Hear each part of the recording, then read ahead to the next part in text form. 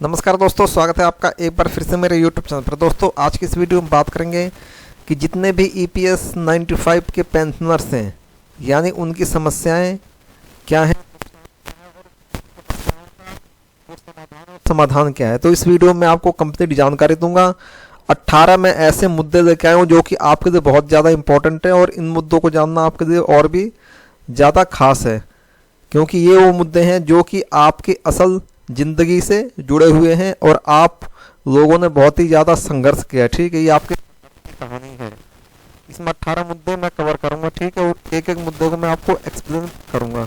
तो वीडियो थोड़ी लंबी होगी, लेकिन वीडियो आपके काम की है। लास्ट में इसका समाधान ढूंढने की भी कोशिश करेंगे। ठीक है, ये जो समस्याएं हैं या जो ये मुद्दे हैं, ये आप लोगों में से ही एक सब्सक्राइबर ने मुझे भेजा है पूरा लिख के। ठीक है, तो मैंने ये जो भी समस्याएं आप लोगों की है और इन समस्याओं से आपको क्या क्या कितना नुकसान हुआ है, ठीक है, और लास्ट में इसका समाधान क्या है, ये सारी चीज़ें मुझे एक सब्सक्राइबर ने भेजी आप लोगों में से। ठीक है, तो ये जो भी कंटेंट है, ये सारा कंटेंट सब्सक्राइबर के द्वारा भेजा गया है और जो भी है यानी जितना उन्होंने भेजा मुझे, उस बेस पे मैं ये वीडियो बना रहा हूँ। ठीक है, तो चलिए आइए देखते हैं कि क्या क्या समस्याएं हैं, नुकसान और इसका समाधान क्या है जो कि मुझे भेजा गया है। ठीक है, तो सबसे पहले तो आपको दिख रहा होगा EPS 95 पेंशनर्स की समस्या, नुकसान और समाधान।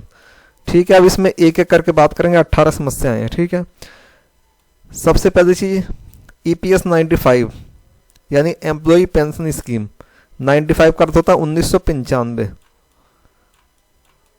पेंशन भारत सरकार असफल, यानी जो आपकी EPS 95 पेंशन थी, इसको जो भी है यानी इसमें भारत सरकार असफल हो गई, क्योंकि जो पेंशन एक बार आपके लग गई, यानी जिस पेंशन पे आप रिटायर हुए वही पेंशन आपकी आज भी चली आ रही है।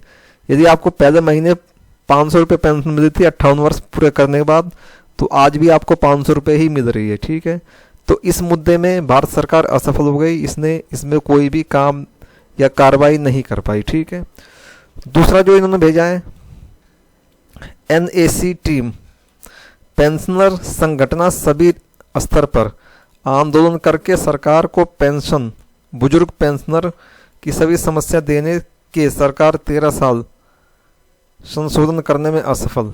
यानी जो NAC की टीम है, इन्होंने पेंशनर की जितनी भी समस्याएं हैं यानी हर स्तर पर आंदोलन किया। ठीक है, सरकार यानी जितने भी बुजुर्ग हमारे पेंशनर्स हैं उनकी समस्याओं को 13 साल से, ठीक है, यानी 13 साल से उजागर कर रहे हैं आंदोलन के द्वारा, धरना प्रदर्शन के द्वारा, मीटिंग्स के द्वारा, लेकिन सरकार इसमें भी इसको संशोधन करने में असफल रही। ठीक है, यानी इसमें कोई भी संशोधन अभी तक नहीं हुआ है। तीसरा जो मुद्दा है, बुजुर्ग पेंशनर भूख प्यास मेडिकल कारण मृत्यु के जिम्मेदार कौन।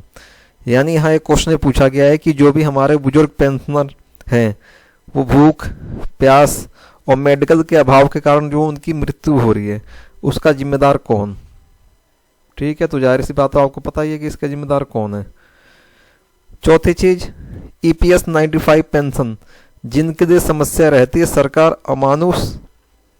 ठीक है, यानी जो आपकी EPS 95 पेंशन है जिसके लिए समस्या रहती है, सरकार इसके लिए कोई भी कार्रवाई या कार्य नहीं कर रही है। ठीक है, इसका पांचवा सबसे ज़्यादा इम्पोर्टेंट है, पेंशन फंड पैसे रहते भी, यानी जो पेंशन फंड में है वो पैसे रहते भी सरकार पेंशन देने के लिए क्यों कठिनाई कर रही है। यानी जब पेंशन फंड में पैसा है, ठीक है, पेंशनर्स के लिए, फिर भी उस सरकार उस पेंशन को देने के लिए क्यों कठिनाई कर रही है, यानी क्यों उस पेंशन के पैसे को सरकार पेंशनर्स को जो जिनके पैसे हैं उनको क्यों नहीं देना चाहती। यहाँ पे ये भी एक क्वेश्चन पूछा गया सरकार से। ठीक है, इसके बाद जो नेक्स्ट है, EPS 95 पेंशन स्कीम सरकार के अधिकारी और संसद मंजूर किया पेंशन भविष्य बारे में अनदेखी कर रहे हैं। यानी जो EPS 95 पेंशन स्कीम है उसको सरकार के जितने भी अधिकारी हैं और जितने भी सांसद हैं, इन्होंने इसको मंजूर किया, लेकिन से इसकी अनदेखी की जा रही है। एकदम करेक्ट बात है। ठीक है, इसके बाद है 19 करोड़ की पेंशनर जगाने के लिए वक्त है, सरकार समझ रही है, ऐसे करके दिन निकल रही सरकार। यानी कहने का अर्थ है कि 19 करोड़ की जो पेंशनर हैं इनको जगाने का वक्त है। यानी जो हमारे 78 लाख जो हमारे पेंशनर्स हैं इनको जगाने का वक्त है। सरकार क्या समझ रही है? सरकार समझ रही है कि एक एक करके ऐसे दिन निकाल रही है। यानी सरकार इस पर कोई भी कार्य नहीं कर रही, बस मीटिंग में मीटिंग हो रही है, धरने प्रदर्शन हो रहे हैं, कभी वित्त मंत्री से मुलाकात तो कभी प्रधानमंत्री जी से मुलाकात हो रही है। तो बस ये मुलाकातों में टाइम निकाल रही है सरकार, इस पर कोई ध्यान नहीं दे रही। यानी कहने का मतलब इसमें ये है। नेक्स्ट जो है 8वां, इसमें बुजुर्ग पेंशनर हाल करने वाले सरकार को मतदान करने में पेंशनर नाराज। यानी जो हमारे बुजुर्ग पेंशनर्स हैं वो सरकार को वोट करने के यानी मतदान करने से नाराज हो रहे हैं। जाहिर सी बात है, जब सरकार पेंशन को लागू कर नहीं रही तो मतदाता क्यों मत देगा, यानी क्यों मतदान करेगा। अब चुनाव में होता क्या है, आपको पता ही होगा कि जो सरकार जन सेवा करती है लोग उसको ही चुनते हैं। तो एक ऐसी सरकार जो कि लोगों की सेवा नहीं कर रही, यानी उनको पेंशन नहीं दे रही, पेंशन के लिए धरना प्रदर्शन कम से कम 17 साल से हो रहा है, उस पर सरकार कोई ध्यान नहीं दे रही, तो कोई भी पेंशनर्स या उसका परिवार उस सरकार को वोट क्यों देगा। ठीक है, तो ये मुद्दा इसमें उजागर किया गया है। इसका 9वां है संसद, यानी सांसद विधायक को 4-4 पेंशन मिल रही है। ठीक है, कौन सा भारतीय कानून है। यानी जो सांसद हैं और विधायक हैं इनको 4-4 तरह की अलग अलग पेंशन मिलती है। ठीक है, रिटायरमेंट की सैलरी भी इनको मिलती है। लेकिन जो हमारे पेंशनर्स हैं, बुजुर्ग पेंशनर्स हैं, जिनका कोई कमाने वाला नहीं है, वो केवल पेंशन के भरोसे ही अपना जीवन व्यतीत कर रहे हैं, उनको एक भी पेंशन नहीं मिल रही। ये भारत का कौन सा कानून है। ठीक है, तो ये भी बहुत ही अच्छा क्वेश्चन यहाँ पूछा गया है। इसके बाद है 10वां, झूठे वादे प्रसिद्धि करने में सरकार मशगूल है।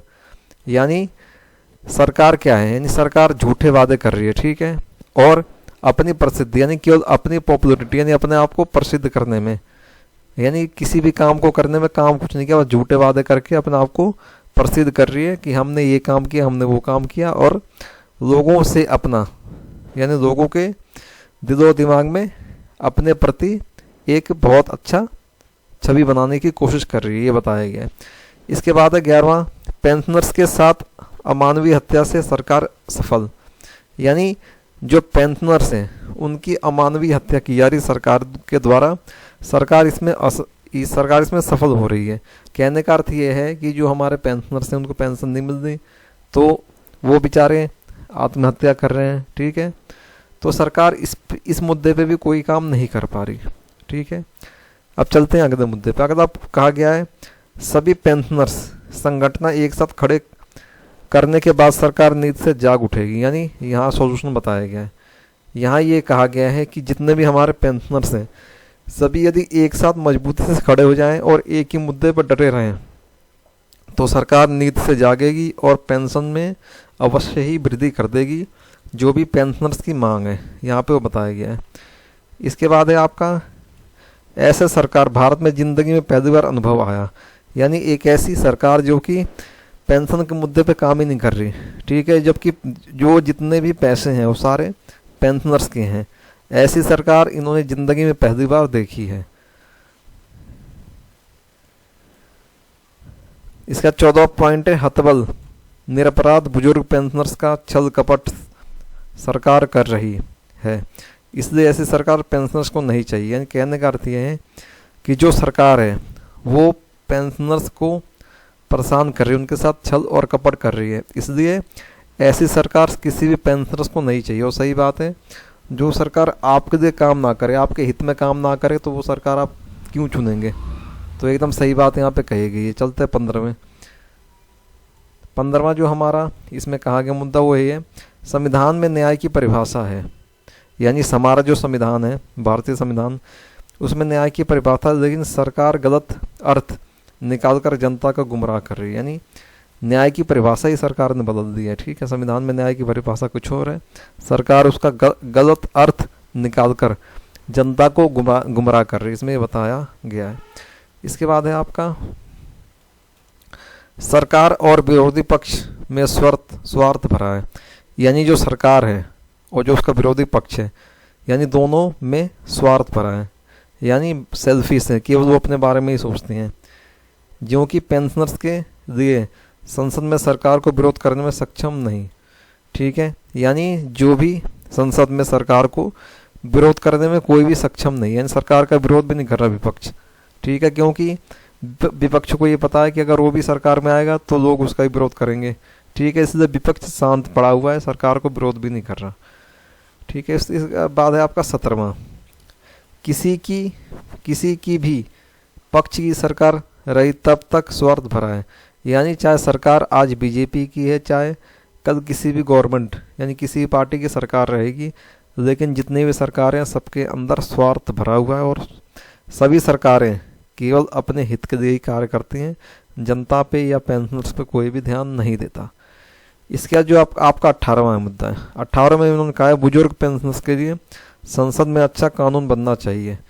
तो ये है आपका जो समाधान है, समाधान ये है आपका, इसको मैं ग्रीन पेन से दिखाता हूँ, ये है आपका समाधान। ठीक है, ये सबसे बढ़िया समाधान है इसका। बुजुर्ग पेंशनर्स के लिए संसद में अच्छा कानून बनना चाहिए, अच्छा और मजबूत कानून बनना चाहिए बुजुर्ग पेंशनर्स के लिए, कि जो भी चीज़ें लागू की जाएं उसको तुरंत यानी 15 से 20 दिन में इम्प्लीमेंट करके जो भी प्रस्ताव पास किया गया उस पर कानून बने तुरंत, और कानून को तुरंत पास किया जाए, कम से कम टाइम में उसे पास करके जो भी हमारे पेंशनर्स हैं, जिसकी भी पेंशन बढ़ाई जानी है, जिसकी भी पेंशन रुकी हुई है लंबे समय से, उनकी पेंशन उनके बैंक अकाउंट में जल्द से जल्द डीबीटी के द्वारा ट्रांसफ़र की जाए, यानी डायरेक्ट बैंक ट्रांसफ़र उनके अकाउंट में किया जाना चाहिए। तो ये है सारी समस्याओं का एक सॉल्यूशन कि कानून इस पर बन जाएगा, सख्त कानून बनना चाहिए, कानून का पालन होना चाहिए। यदि कोई भी अधिकारी कानून का पालन नहीं करता तो उसके ऊपर सख्त कार्रवाई की जानी चाहिए, तभी जाके जो हमारे बुजुर्ग पेंशनर्स हैं उनके हित में कार्य होगा और उनको टाइम टू टाइम और जो भी वो मांगे कर रहे हैं उनकी मांगे पूरी की जाएंगी।